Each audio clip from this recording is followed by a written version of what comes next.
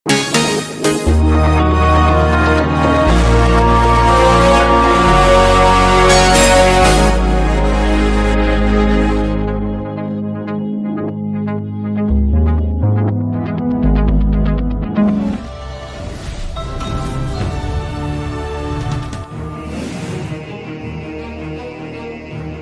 gitna ng matinding buhos ng ulan na dulot ng habagat, maraming lugar sa Metro Manila nalubog sa baha.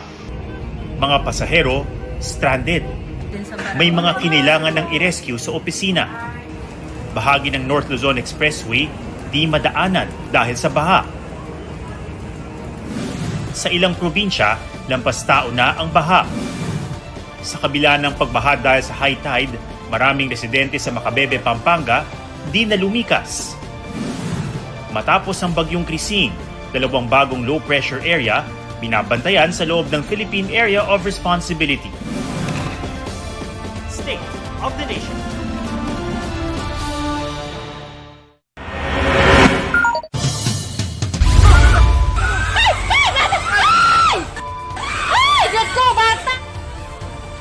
Tinangay ng rumaragasang baha ang isang bata sa Batasan Hills, Quezon City.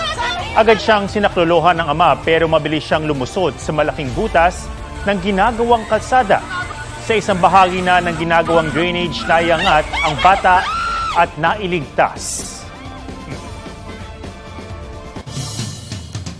Bago ngayong gabi, nirescue ang sakay ng kotseng yan matapos tumirik at lumubog sa hanggang dibdib na baha sa Tandang Sora, Quezon City. Stranded ang ilang empleyado. Sa video ng uploader na si Evanessa, tumawag na sila ng rescue dahil nasa second floor na sila ng kanilang opisina. Agad namang dumating ang mga rescuers sakay ng rubber boats. Sa mga pauwi pala ngayong gabi maliban sa payong o kapote, magbaon din ng pasensya sa mahabang paghihintay at traffic, lalo't baha pa rin sa maraming lugar sa Metro Manila. Live mula sa Espanya sa Maynila, may report si Katrina Son. Katrina? Ako, nakaranas mas stranded at nahirapang makauwi ang ilang